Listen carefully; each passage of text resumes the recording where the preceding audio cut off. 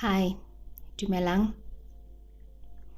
So I've been sitting with something for a while now, and I don't think I fully have the right words for it yet, but maybe that's actually the right place to start.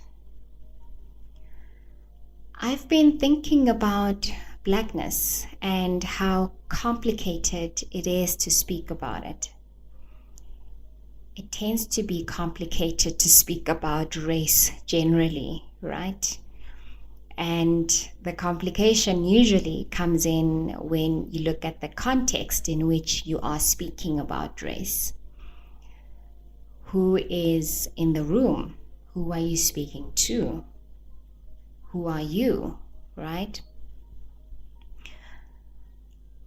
So it's not complicated because there's nothing to say, but because there's so much to say, so many layers, so many experiences, and even contradictions that don't quite fit neatly together. And then on top of that, there's this question that keeps coming up for me. Am I even black enough to be the one who says anything about this topic?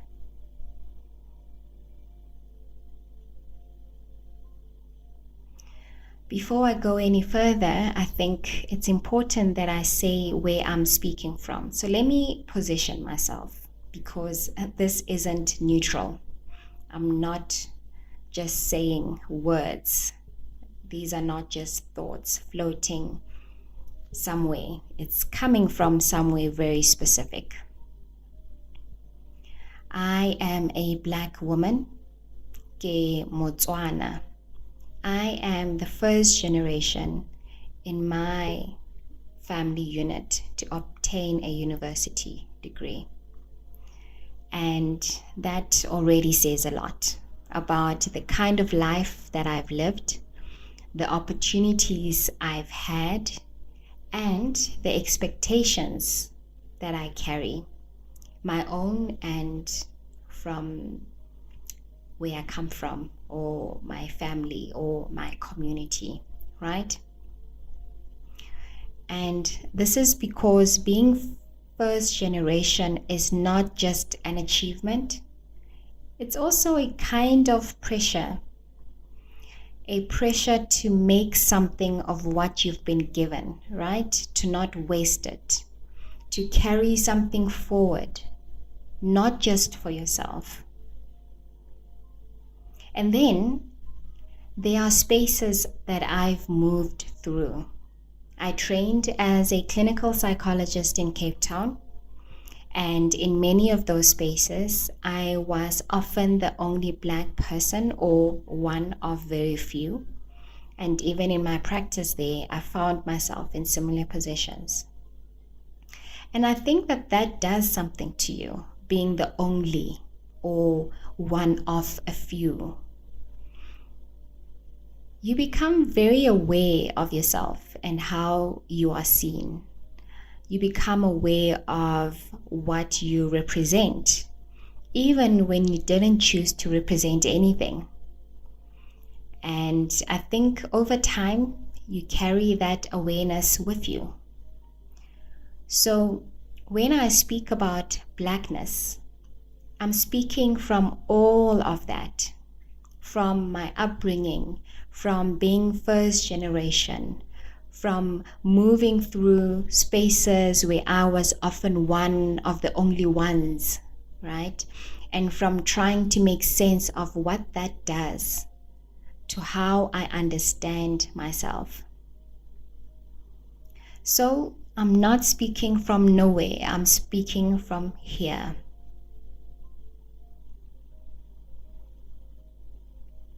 Because I've noticed something. The moment you start speaking about race, something shifts. It's like suddenly it's not just you speaking anymore. It's not just your thoughts, your experiences. It's like your voice becomes symbolic. As if what you say now carries more than just you, as if you are representing something or expected to represent something. And I don't know, that always feels a bit uncomfortable to me, because Blackness is not one thing, it's not one story, it's not one way of being. And yet, there's often this expectation that if you are Black, you should be able to explain it. You should be able to make sense, to translate it, to put it into words that are clear, neat, understandable. And I don't think it works like that. I think what makes it even more difficult is that Blackness is not something I can step outside of. It's not something I can observe from a distance. It's something I live. It's how I move through the world.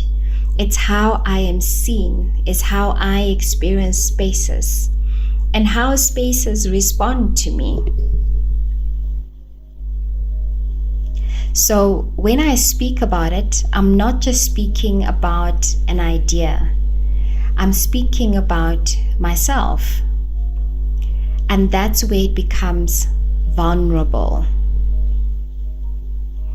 And something else I've been noticing is what happens after you speak.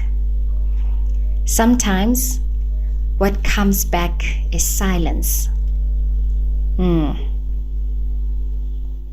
I think we often treat silence like it's nothing, like it's just neutral, right? But it is not. Silence can feel like discomfort. It can feel like people not knowing what to say or not wanting to say anything at all, or even maybe not wanting to offend anyone. And sometimes it feels like you've just said something and now you are left alone holding it. And you start to ask yourself, was that too much? Did I say too much? Did I make people uncomfortable? And then something happens. You start pulling back. I keep coming back to this question. Who am I actually speaking for? Because I know I'm speaking from my experience, but also know that my experience is not the Black experience. It's my Black experience. There isn't the experience or the only experience. Even within Blackness, there are so many differences, right? Differences in culture, in language, in background, access, the kinds of spaces we move through, the kinds of opportunities we are afforded. And all of that, all of those experiences, all those different experiences will shape us and will shape how we experience being Black. So how does one speak without being heard as speaking for everyone? Or maybe the better question is, can you? And then there's this question. This one sits quietly underneath all of this. Am I Black enough?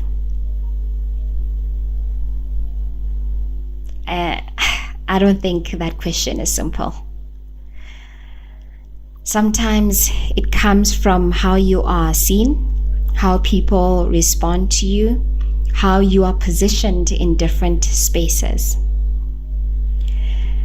But sometimes it comes from inside of you, from how you notice yourself, or feeling like you don't quite fit into what Blackness is supposed to look like or sound like or feel like. And I think this is where it becomes really uncomfortable, because there are moments where you feel grounded, clear, certain. And then there are moments where you start questioning yourself. Not because you're not Black, but because something about how you exist doesn't fully align with what's expected.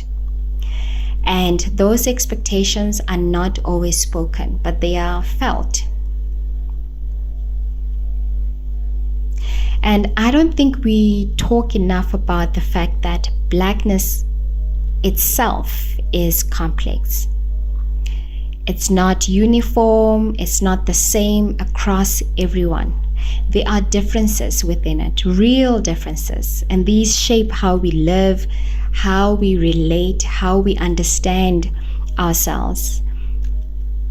And sometimes those differences create tension, right? Even between people who are both Black.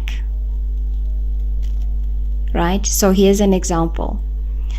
The experience of Blackness within same race group that speak different languages.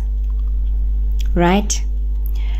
Where you've got Mosotho and Mxhosa, and their language that they use to communicate with one another is what? English.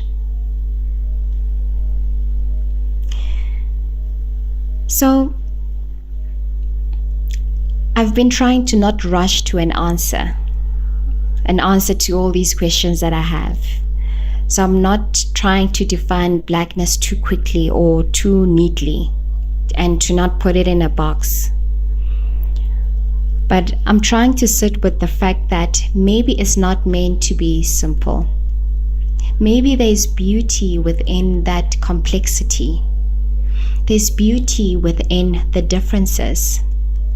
And maybe the question isn't what is Blackness? And maybe it's not even who gets to speak on Blackness. Maybe the question is, what does it mean for me to speak from where I am as I am? And to allow that to be. To allow that to be incomplete. To allow that to be shifting. And to allow that to sometimes be uncomfortable, or to find tensions within that. There's beauty in that. I think that's beautiful. And I do think this becomes even more complicated when we start to think about language, right? When we start to think about culture, right? Language, sometimes the language we use doesn't fully hold who we are. Right now, I'm speaking English. That's foreign to me, right? It's not my mother tongue. It doesn't fully hold who I am.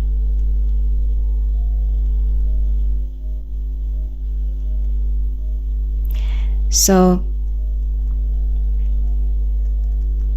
lots to think about, lots to reflect on, all the complexity within Blackness.